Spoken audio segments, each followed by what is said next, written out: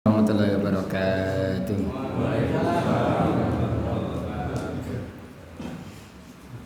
Alhamdulillah wassalatu wassalamu ala Rasulillah. Allahumma liman yanfa'una wanfa'na bima 'allamtana wa zidna ilman wa salahan ya rabbal alamin.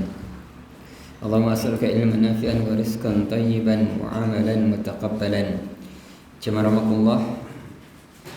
Alhamdulillah pada malam ini kita lanjutkan kembali kajian kita membahas terkait dengan sifat suratin Nabi, sifat surat Nabi, min takbir ila taslimi ka'annaka taraha, sebagaimana engkau melihatnya, yang ditulis oleh Syekh Muhammad Syekh Albani rahimahullah ta'ala, Syekh Muhammad bin Nasruddin Al-Albani rahimahullah ta'ala. Kemarin kita bahas sampai masalah bersedekap. Terus nggih? Bersedekap dalam sholat. Ada beberapa poin ya. Yang pertama, bahwasanya jelas ya, hadis yang sahih sholat itu bersedekap. Jelas ini sepakati, tidak seperti pemahaman orang Syiah yang mana sholatnya apa? Ya lepas itu. Sholat itu bersedekap. Kemudian cara bersedekapnya bagaimana? Yang pertama cara meletak tangannya dulu, sudah kita bahas kemarin, yaitu tangan kanan di atas tangan kiri. Bisa dengan tiga hal ya. Di telapak tangan, di pergelangan, kemudian di mana? Di tengah, di hasta, di lengan gitu. Jadi bisa di gini atau begini. Tapi buatan ngeten ya. Ngeten kademen nih. Ini kademen ngeten. Jadi megang telapak tangan, pergelangan atau ya lengan sini. Ya. Apa namanya di sini? Lengan ya, lengan bawah, lengan bawah, hasta, lengan bawah. Ya, bukan kemudian di sini lengan atas kayak orang kademen itu enggak. Kemudian terkait dengan meletakkan tangan itu ada di mana? Apakah di dada, apakah begini, apakah di begini? Ini khilaf, dan khilafnya khilafus syadid. Khilafnya itu kuat sekali karena tidak ada hadis yang sahih terkait itu. Sebagian ulama di antara Syekh Albani dalam kitab ini dan juga ulama yang lainnya menguatkan itu di atas dada begini. Ya, gini. Bahkan kemudian memakruhkan yang ada sampai di bawah gitu nih. Tapi sebagian yang lainnya mengatakan tidak masalah. Karena memang tidak ada hadis satupun yang sahih sampai derajat sahih terkait itu, meletakkannya di mana gitu. Di mana. Ya, bisa kita bahas kemarin, semoga ini jelas ya. Jelas. Ya, saya kira jelas.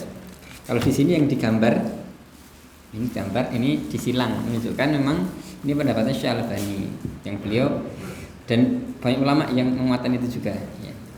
Bahwasanya memang di dada. Ya. Tapi sebagian lainnya seperti misalkan kalau lihat Imam Masjidil Haram ya, itu ya sebagainya di sini itu ya, tidak di atas. Tidak masalah. Yang jelas tadi dia meletakkan tangan kanan di atas tangan kiri. Itu jelas itu bersedekap. Adapun posisinya di mana ini memang terjadi khilaf. Khilafnya itu terkait dengan derajat hadisnya. Derajat hadisnya. Telah kita bahas kemarin ya. Saya nggak perlu ulangi ini. Kita akan bahas poin yang berikutnya tentang memandang tempat sujud dan khusyuk. Ini panjang, terutama terkait dengan khusyuk nantinya. Khusyuk. Ini panjang karena memang ini menjadi satu inti. Secara fikih, orang kalau sudah sholat menunaikan rukunnya, wajibnya sah. Kemudian kalau dia melaksanakan sunnah-sunnahnya maka sempurna secara fikihnya. Tapi apakah kemudian dia sempurna secara pahala? Belum tentu. Ada orang yang kemudian salatnya, rukunnya, kemudian wajibnya, sunnahnya dikerjakan semua, tapi khusyuknya nggak ada. Salat saat isya ya, Allahu Akbar. Duh, malam ini kajian ini. Biasanya saat ini datangnya terlambat. Nanti supaya gitu mikirnya. Misalkan ada yang mikir kayak gitu, jadi sholat malah mikirnya kemana-mana itu. Ini buatan nyindir loh. Okay? Saya mohon maaf karena saya kalau setiap Selasa saya kan ngisi di Fatur Rahman dari sana baru. Dan sana itu sholatnya akhir Pak itu. Sholatnya paling akhir itu. Kalau di sini mungkin mirip masjid Al-Ikhlas mungkin ya. Itu mepet itu biasanya akhir. Kalau yang lainnya udah selesai sholat sana baru mulai. Begitu. Jadi sampai sini biasanya udah agak ini. Jadi mohon maaf. Nah, biar tidak menimbulkan itu ya saya sampaikan. Baik, yang jelas kadang-kadang ada godaannya gitu. Kita sholat mikir macam-macam. Mikir, waduh, tadi belum makan malam itu, okay? Moga-moga nanti snacknya makan berat misalkan gitu. Alhamdulillah. Jadi macam-macam Pak. Macam-macam orang itu pasti ada godaan itu. Dan ini yang sulit. Ini yang sulit, khusyuk ini sulit. Untuk itu banyak dari sebatan hadis di antaranya banyak orang itu sholat dia tidak mendapatkan pahala kecuali nisfuhu, separuhnya, bahkan rubu'uhu, sulusuhu, sepertiganya, sulusuhu, rubu'uhu, separuhnya, seperempatnya, khumusuhu, seperlimanya. Dia sholat tapi pahalanya apa? Cuma separuh atau sepertiga, seperempat, bahkan seperlima, bahkan seperenam, sepertujuh. Sholatnya sama Pak. Bahkan kalau lihat di softnya ya soft depan semua, diam semua begitu. Tapi pahalanya beda. Tergantung apa? Khusyuknya tadi. Ya khusyuk ini luar biasa. Luar biasa, harus diperhatikan. Dan ini yang paling sulit itu dijaga. Untuk dijaga. Untuk itu di antara caranya ya secara fisik yang memandang tempat sujud. Yang tempat sujud. Baik, kita baca dulu. 5 memandang tempat sujud dan khusyuk. Silakan kalau ada yang baca. Ada? Iya, baca.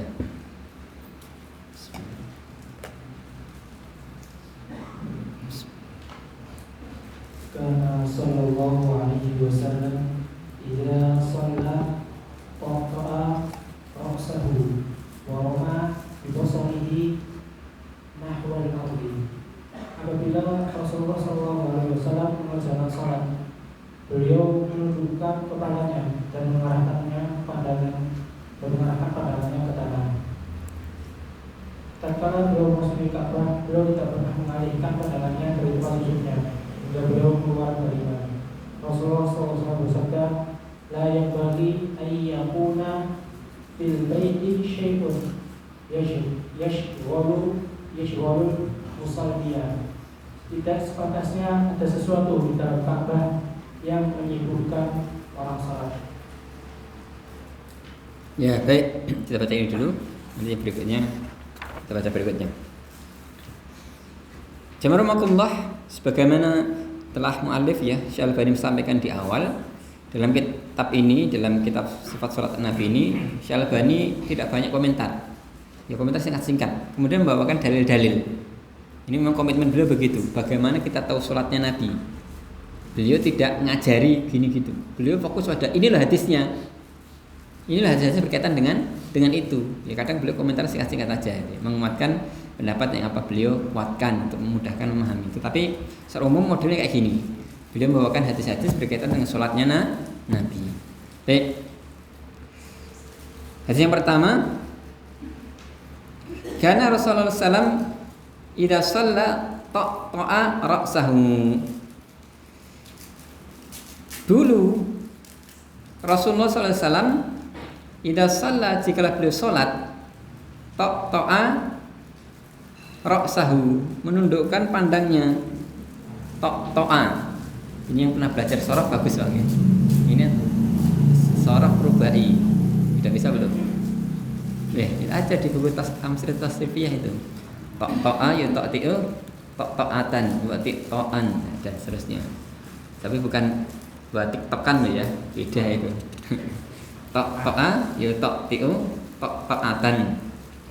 Fa'lala ya fa'lilu, fa'lalatan. Ini kalau bahasan ini tasrifnya. Ta'a artinya menundukkan, warama dan melemparkan, menghadapkan, bibasarihi dengan pandangannya, nahwal ard, nahwa ke arah ard, tanah, bumi. Jadi Rasulullah ketika sholat menundukkan kepalanya, kemudian apa? Kemudian pandangannya ke bawah. Jadi dua nggih, kepala dan mata. Nanti orang nunduk tapi gini, namanya ngelirik.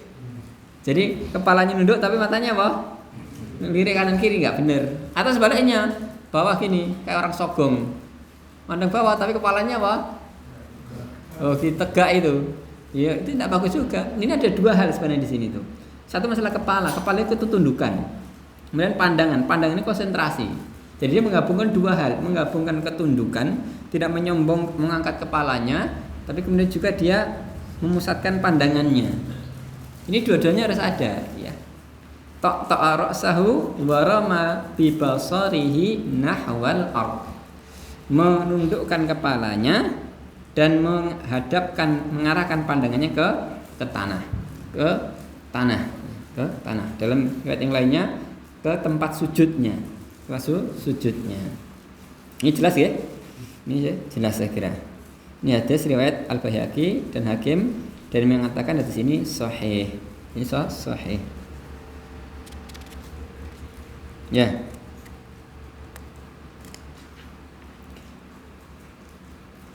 Kemudian hadis yang berikutnya, tatkala beliau masih Ka'bah, beliau tidak pernah mengalihkan pandangannya dari tempat sujudnya hingga beliau keluar darinya.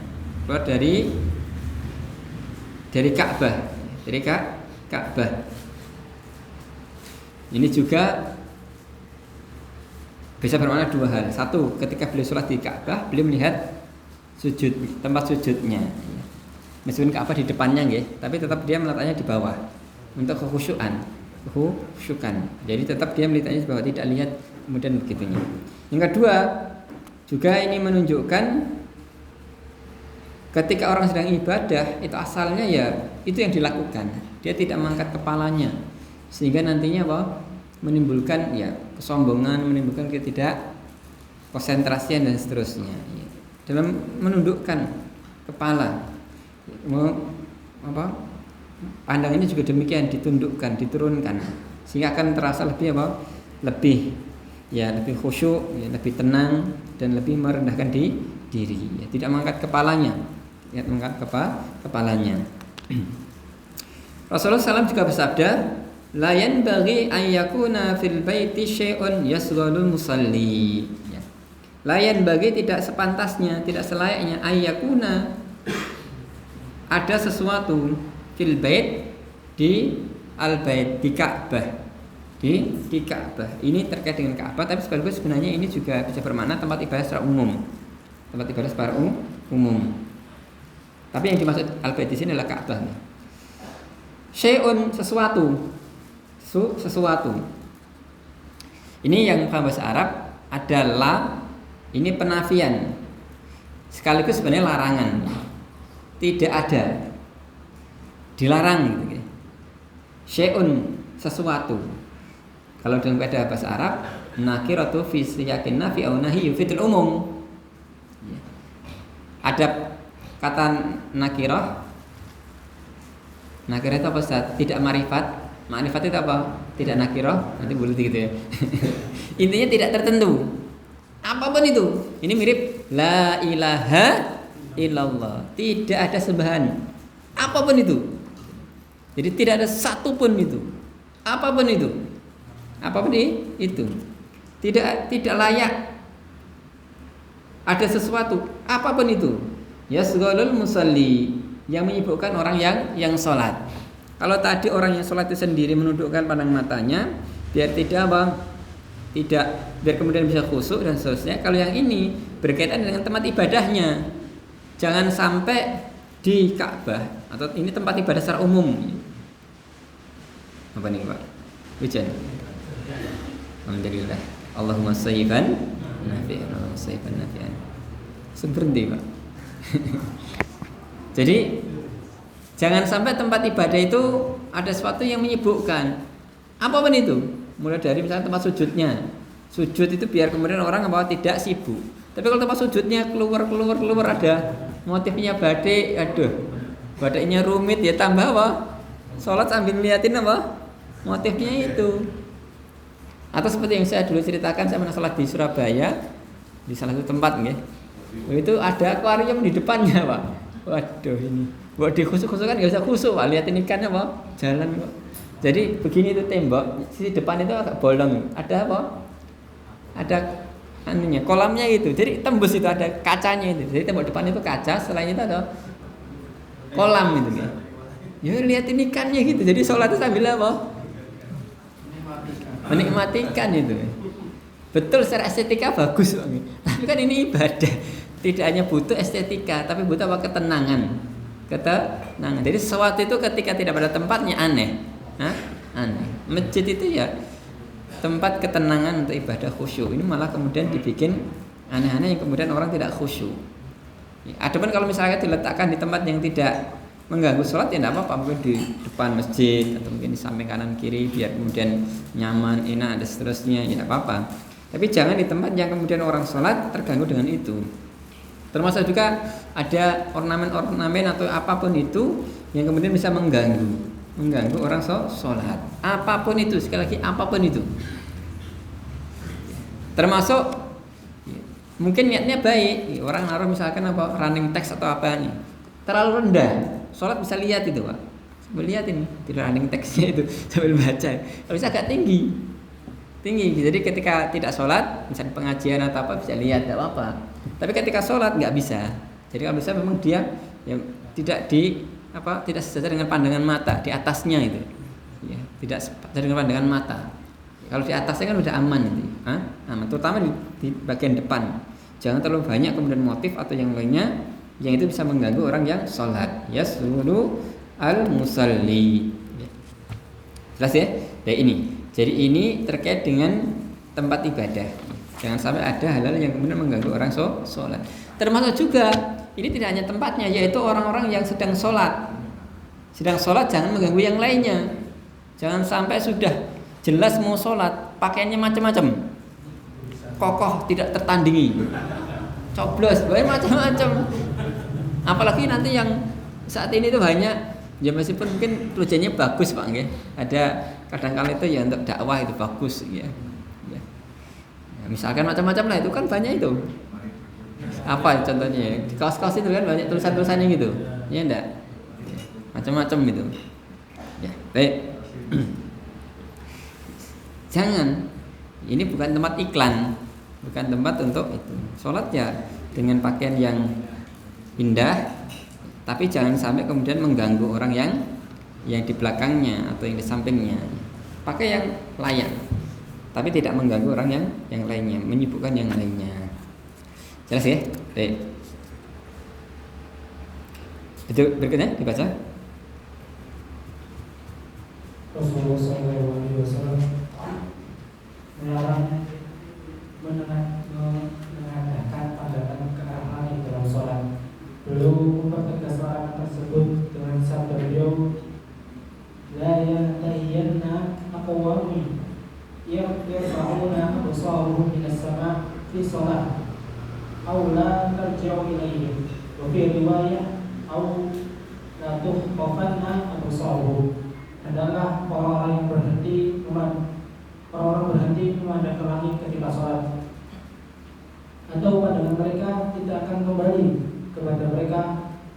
Dalam sebuah riwayat disebutkan atau penglihatan mereka akan berlutut dari mereka. Dalam hadis yang lain disebutkan, "Fa'idza shallaitum fala taltafitu fa inna Allaha yahsibu wajhahu biwajhi 'abdihi fi salatihi ma lam yaltafit." Apabila kalian tengah mengerjakan salat, janganlah kalian menoleh, karena Allah senantiasa menghadapkan wajahnya kepada wajah hambanya dalam salat selama ia tidak menoleh. Ya, baik, cukup dulu. Bismillahirrahmanirrahim. Kemudian Mu'allim bawakan hadis ini riwayat Bukhari dan yang lainnya. Bahwasanya Rasulullah melarang seseorang salat mengarahkan pandangannya ke langit. Kalau bahasa kita apa? Dangak itu, dangak itu.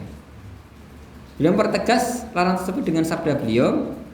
Berarti kan ini dengan ancaman yang dikuatkan. Layan tahiyanna, lamu taukid.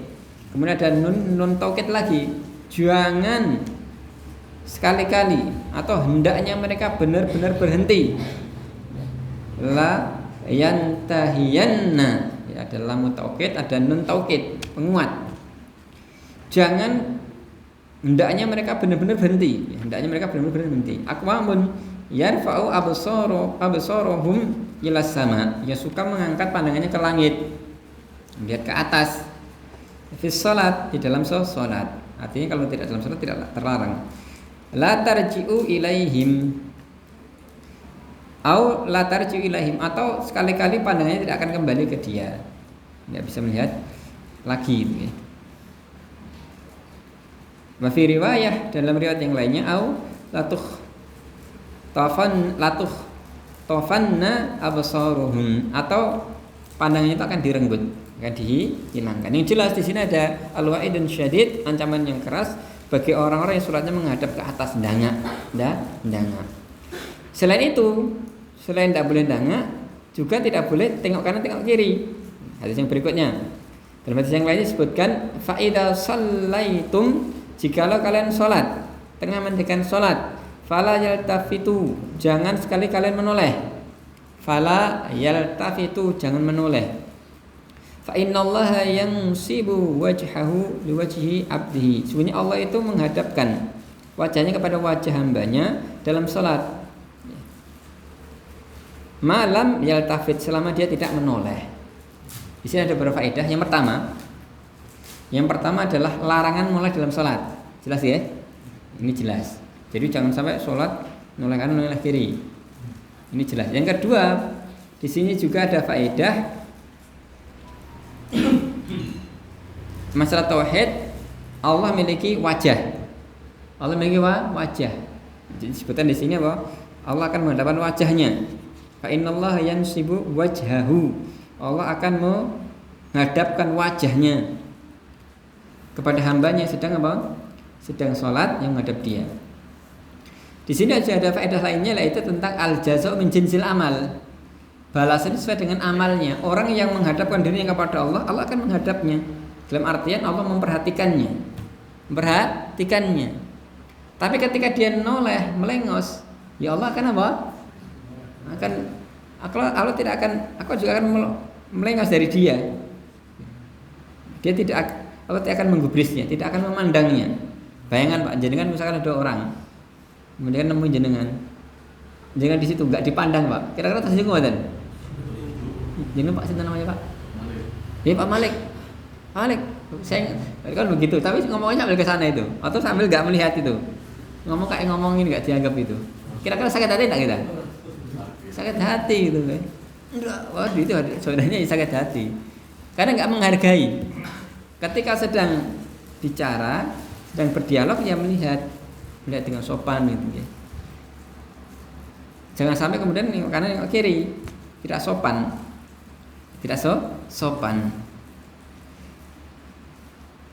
Jadi Allah senantiasa melihat hambanya ketika dia tidak menoleh kanan atau kiri. Kalau dia menoleh kanan kiri, Allah tidak akan pandang. Kemudian hukum fikihnya bagaimana? Ini kan masalah, kalau ini kan tadi masalah ininya apa? Sekarang fikihnya bagaimana? Menoleh dalam sholat itu membatalkan sholat atau tidak? Ini dilihat. Jadi kalau dia nolehnya sedikit tidak membatalkan, hanya apa? Makruh, mengurangi pahala. Tapi kalau nolehnya kemudian sampai dia tidak menghadap kiblat, maka apa? Batal itu. Jadi misalkan menoleh sambil apa? Badannya itu ya. Badannya kemudian dia menghadap tidak menghadap kiblat, maka batal. Secara fikihnya batal. Jelas ya? Baik. Berikutnya, dibaca lagi. Rasulullah SAW juga bersabda tentang menoleh. Yahtalisu syaitan min salatil 'abd. Itu adalah rampasan yang dirampas setan dari sholat seorang hamba. Rasulullah SAW juga bersabda, la yazalullahu muqbilan ala 'abdi fi salati ma lam yaltafit fa idza sarafa wajhahu sarafa 'abdu. Allah senantiasa menghadap kepada hambanya ketika dia salat selama ia tidak menoleh, apalagi ia memalingkan wajahnya, maka aku pun berpaling darinya. Ya, baik. Ini menguatkan yang tadi. Ya. Fa idza shallaitum, jika kalian sholat, fala yaltafitu, jangan sekali-kali menoleh. Fa innallaha sudah dibaca ini ya. Yang berikutnya, Rasul bersabda, ikhtilasun yakhtalisuhu syaitan. Jadi ketika ada orang menoleh itu adalah rampasan yang dirampas dari setan. Jadi sebenarnya sholat itu ibarat perang, Pak. Menang-menangan kita dengan setan. Semakin kita itu waspada, khusyuk, konsentrasi, ya kita menang. Tapi semakin banyak toleh kanan, toleh kiri, menghayal mana, menghayal ini, sudah semakin banyak yang dirampas oleh setan. Itu tadi hadisnya yang awal saya baca tadi, ada orang sholat, tapi ada yang mendapatkan cuma separuhnya. Di separuhnya kemana, Pak? Dicuri setan. Dicuri setan itu. Di antaranya oleh kanan oleh kiri itu bentuk terampas oleh setan. Jadi jangan sampai oleh kanan oleh kiri. Termasuk hati kita juga begitu. Hatinya jangan kemudian ghaflah. Ketika ghaflah maka juga itu dicuri setan. Jadi ketika orang menoleh kanan kiri itu dirampas oleh setan. Min sholati abdi, dari sholatnya hamba. Berikutnya, ini seperti hadisnya sebelumnya, la yazalullahu al-muqbilan ala abdihi fi sholatihi. Allah itu senantiasa menghadap hambanya ketika dia sedang sholat, malam yaltafit, selama dia tidak menoleh. Fa idza sharafa, kalau dia berpaling, wajahu, memalingkan wajahnya, in sharafa anhu, maka Allah pun akan berpaling darinya, dari dia. Ketika dia melengos, ya Allah melengos, Allah tidak akan memandangnya. Berikutnya, ini masih banyak beberapa, dibaca. Beliau melarang dari 3 perkara: sujud dengan cepat seperti ayam mematuk makanan, duduk ikok seperti dunia anjing, dan menoleh seperti menoleh musang. Rasulullah SAW bersabda, "Sholli sholata wadda' ka'annaka tarahu, fa in kunta la tarahu fa innaka yarahu." Sholatlah kamu dengan sholat orang yang berpisah, seolah-olah kau melihatnya. Apabila kau tidak melihatnya, maka sesungguhnya dia selalu melihatmu. Ya, baik. Kemudian hadis yang berikutnya, hadis riwayat Ahmad dan yang lainnya, bahwasanya beliau melarang dari 3 perkara. 3 perkara yang dilarang dalam sholat. Yang pertama, sujud seperti ayam mematuk makanan. Ngetos nggih? Ayam itu kalau mematuk, kira-kira ngeten mboten? Kan tidak mungkin kayak gitu. Enggak ada ayam kemudian makan kemudian dicicipi, itu tidak ada, langsung apa? Duduk langsung telan gitu ya kan. Cepat sekali makan itu. Mematuk itu.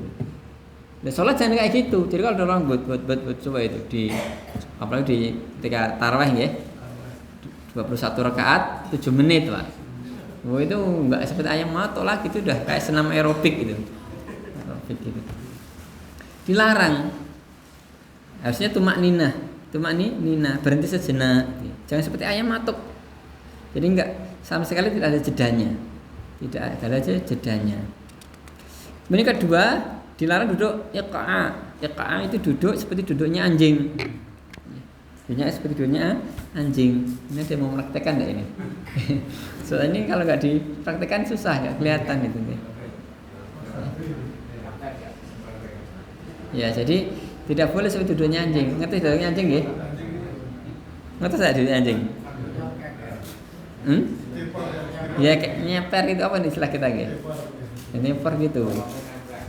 Ya. Baik.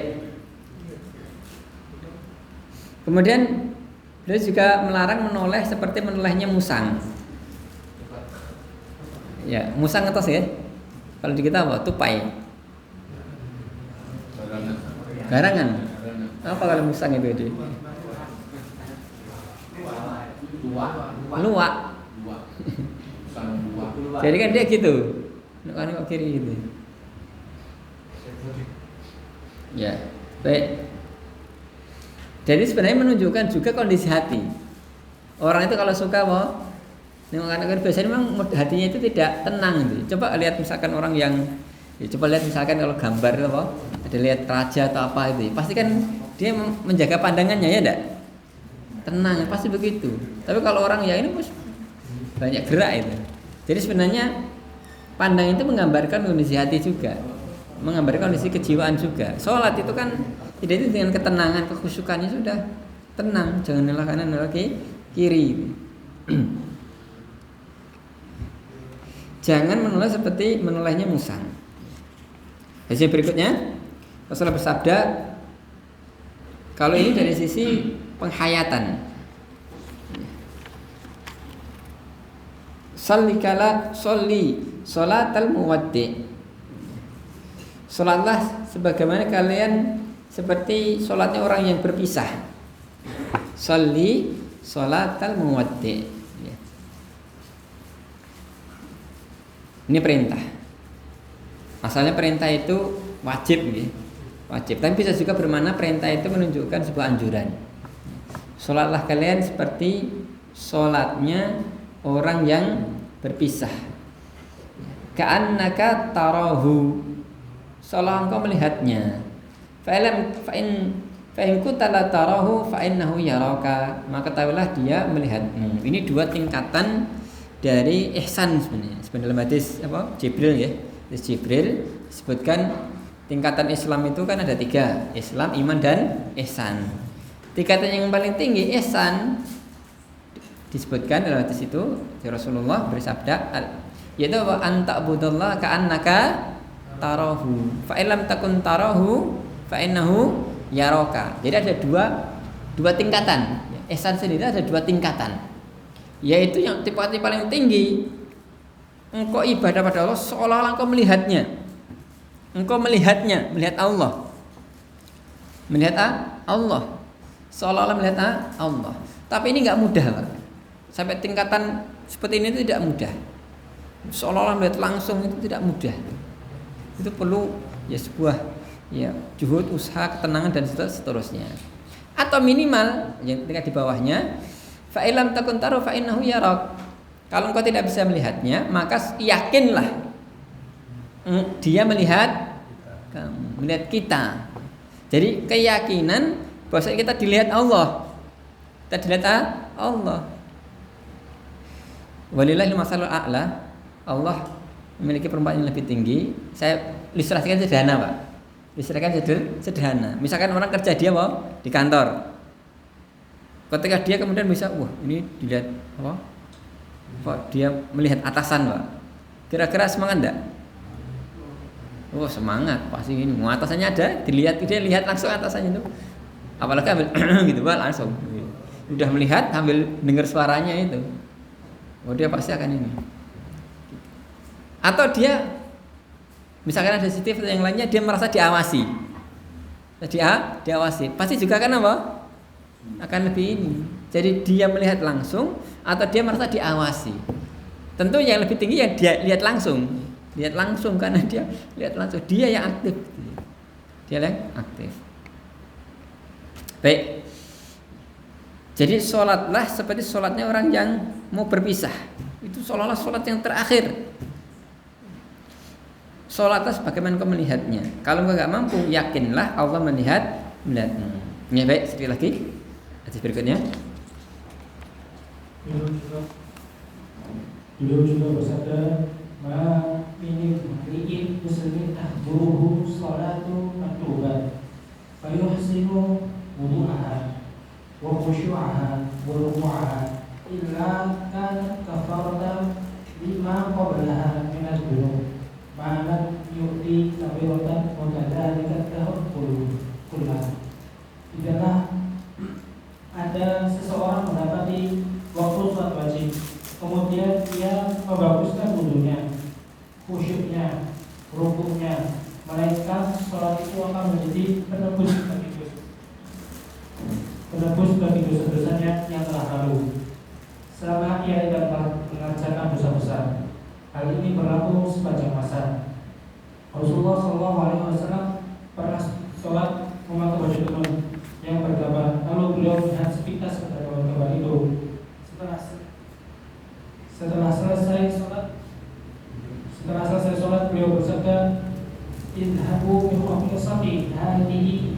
Abi Jahm waktuni bi'an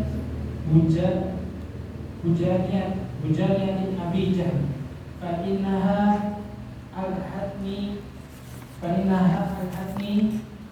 anifan an salati wa fi riwayah fa inni nadartu ila alamiha fi salati fa bada Baik, langsung saya bahas karena waktu terbatas. Baik, Bismillahirrahmanirrahim. Ada beberapa hadis yang lainnya. Di antara hadis ini, Rasul bersabda, "Ma min mri'in," tidak ada seseorang muslimin yang muslim tahduruhu salatun maktubah, yang mana datang kepadanya salat maktubah, salat wajib. Fa yuhsinu wudu'a, kemudian memperbaiki wudunya. Ini yang pertama, memperbaiki wudunya dengan baik. Bahkan dalam riwayat Rasulullah pernah sholat tidak khusyuk, kemudian diindikasikan ada sahabat yang wudunya tidak sempurna, Jadi sempurnakan wudu. Ini bagian yang pertama, wudu dengan sempurna. Wa khusyu'uha, dan juga perbaiki, sempurnakan kekhusyuannya. Wa ruku'uha, kemudian rukuk-rukuknya. Perhatikan, dimulai dengan hatinya dulu, ya enggak? Khusyuknya dulu, karena ini yang penting. Baru kemudian jasmaninya mengikuti. Illa kanat kafaratun lima qablaha, kecuali hal itu akan menjadi kafarah, penebus dosa-dosa. Lima qablaha, yang sebelumnya, minad dunub, dari dosa-dosa. Malam yu'til kabiratan, selama dia tidak mengerjakan kabiratan, dosa-dosa besar. Wadzalika dzahru kullahu, itu adalah berlaku sepanjang masa. Jadi ini kalau dilakukan rutin tiap hari, orang wudunya bagus, kemudian sholatnya khusyuk, rukuknya bagus, akan menghapus dosa-dosanya. Kira-kira ada enggak orang yang enggak punya dosa? Enggak ada, punya dosa, Pak. Bahkan orang ngomong kebiasaan dosa, Pak. Mau ibadah aja kadang ya melakukan dosa itu, melakukan dosa. Baru mau datang masjid, ini gimana sih kok masjidnya adanya telat ya? Padahal dia gambar gitu ya, kenapa kamu nggak tanda gitu ya? Itu udah dosa duluan. Jadi manusia itu mudah sekali kemudian terjumus dalam dosa, meskipun yang kecil-kecil kayak gitu, macam-macam lah, macam-macam. Maka dengan sholat, hal yang khusyuk akan menggugurkan dosa-dosa tersebut. Kecuali dosa besar, kalau dosa besar nggak bisa gugur, dia harus bertobat dari itu. Berikutnya, Rasulullah bersabda, ini langsung saya barat artinya nggih. Rasulullah pernah sholat memakai baju tenun yang bergambar atau khomisah. Lalu beliau melihat gambar-gambar itu. Salah satu beliau mengatakan, idhabu bi khomisati hadhihi, bawalah baju tenunkan ini ke Abu Jahm, ila Abi Jahmin. Ya, suruh berikan Abu Jahm. Ba'tuni bi'an bujaniyatin. Ini jenis baju yang tebal, yang tidak ada gambarnya. Kalau khomisah itu ada gambarnya. Dia terbuat dari sutra atau bulu yang bergambar. Sebenarnya dia kualitasnya bagus ya, bagus. Beliau meminta kainnya tadi diberikan Abu Jahm. Kemudian beliau minta kain yang lainnya, pakaian tebal yang tidak bergambar. Karena apa? Karena beliau mengatakan alasannya, sesungguhnya tadi baju ini telah memalingkan aku dari sholat. Atau dalam ayat yang lainnya, sesungguhnya aku melihat kepada gambarnya di tengah sholat dan hampir saja membuatku terfitnah. Terfitnah. Ini menguatkan yang tadi saya sampaikan, kalau sholat jangan pakai baju aneh-aneh. Ya, baju aneh-aneh ada gambar gitu ya. Mantu yang paling keren saya gitu ya. Waduh, repot itu. Apalagi itu kalau laki-laki di shop terakhir nanti ada akhwat di belakangnya yang baca gitu ya. Nggak fokus itu. Nggak fokus. Jadi jangan pakai pakaian bergambar atau tulisan-tulisan yang sangat mengganggu. Baik, kemudian berikutnya, ini kurang 2 hadis lagi. Dahulu Rasulullah memiliki pakaian bergambar yang menjulur sampai lemari, dan Nabi sholat menghadap kain tersebut. Jadi ada di depan, di depan tempat sholat. Kebetulan ini rumah gitu. Ini rumah. Kemudian beliau bersabda, akhirihi anni, pindahkan kain ini dariku. Fa innahu la tazalu tasawiruhu. Sebenarnya aku selalu menghadap pada gambar ini. Ta'ridu li fi sholati. Dia menghalangiku atau dia kelihatan kepadaku dalam sholatku. Intinya jangan sholat menghadap benda yang kemudian menyibukkan pandangan ya. Dan ketika itu ada ya dipindahkan. Apalagi kalau di masjid ya. Jangan sampai menyengaja mengadakan itu. Di shop terdepan dipasang ornamen atau hal-hal yang tadi benar-benar mengganggu pandangan. Jangan sampai ya. Jangan sampai. Terakhir nih. Rasulullah juga bersabda, la salata bi hadratit ta'am. Tidak ada salat ketika datang makanan. Datang makanan. Kalau pengajian ada makanan boleh enggak? Boleh. Nanti kalau nggak ada ngantuk, Pak. Iya, wong ada aja ngantuk. Apalagi malam-malam itu ngantuk itu. Capek itu ya, wayang istirahat itu ya. Jadi tidak ada sholat ketika makanan dihidangkan. Wala wahwa yudafi'uhu al-akhbathan. Dan juga ketika dia menahan akhbathan. Akhbathan itu adalah buang air besar dan buang air kecil. Buang air besar, buang air kecil. Intinya Pak, jangan sampai sholat dalam kondisi itu tidak fokus. Tidak fokus karena makanan. Ya. Terus gimana misalkan dia baru mau sholat kemudian makan bakso gitu. Coba gimana kiranya? Ya, dimakan dulu sampai habis atau tidak? Dilihat kondisi. Jadi intinya adalah menghilangkan rasa pengennya tadi. Jangan sampai nanti udah habis, kok kurang ya, tambah meleh. Padahal udah sholat. Ini tidak boleh. Ini tidak boleh. Jadi sekedar dia menghilangkan nafsunya sehingga nanti bisa sholat yang khusyuk. Tapi kalau dia kemudian menambah ini namanya nuruti hawa nafsu. Ya, nuruti hawa nafsu. Enggak. Dia makan minum sampai hilang kemudian tadi yang benar-benar menghalangi dari khusyuk tadi. Kalau udah hilang sudah. Meskipun tidak habis ya nanti dulu, sisihkan dulu, lanjutkan lagi. Kalau misalnya roti ya dimakan separuh atau sepertiga dulu, baru kemudian nanti lanjut lagi, tidak apa-apa. Tapi jangan sampai kemudian ketika udah ada makanan sama sekali nggak dimakan, akhirnya nanti kepikiran itu ya. Misalkan baru pesan mie ayam, kemudian langsung sholat. Akhirnya Setelah wah nanti setelah gini, setelah mendedek dan lainnya gitu. Nggak khusyuk. Apalagi sambil perutnya kerucukan itu kan. Wah ini masalah. Tidak khusyuk. Wala wa huwa yudafi'u al-akhbathan. Tidak juga ketika dia menahan buang air besar, buang air kecil, Pak. Ini jangankan sholat, Pak. Acara aja juga demikian. Kalau misalkan acara kemudian jangan ditahan-tahan. Satu, tidak bagus untuk kesehatan juga. Yang kedua juga tidak konsentrasi. Kalau misalkan jenengan pengajian ya, ini pengajian aja. Menahan gitu, kira-kira waduh lama gitu. Jadi tidak mungkin fokus dengan pengajian, Pak. Kesuwen gitu ya. Tapi repotnya itu kalau pengajian suganya teh hangat terus, Pak. Ya, saya kadang juga repot. Saya itu kalau di Fathur Rahman juga disuguhi teh. Ini 2 gitu. Nanti kalau saya nggak minum repot. Kalau diminum habis saya ke sini kan gitu. Ini resikonya 2 kali gitu. Di sini tambah lagi teh lagi. Mirip kayak gini juga. Air putih, air teh itu. Nanti kalau nggak diminum ya kasihan panitia. Kalau diminum ya begitu. Sehingga harus diukur, terukur. Jadi kan nggak ada resiko kan. Masuk keluar nggak masalah gitu ya. Baik, malah curhat gitu ya. Intinya adalah jangan sholat dalam kondisi yang kemudian membuat sulit untuk khusyuk. Khusyuk. Ini juga berlaku untuk yang lainnya. Yang lainnya, misalkan jenengan ada urgent banget itu, misalkan mau kirim pesan itu, nggih. Misalkan kemana, ya udah kirim pesan dulu. Misalkan mau dijemput, kirim pesan dulu. Jangan sampai sholat kondisi, waduh nanti nggak dijemput, wah nggak fokus itu, Pak.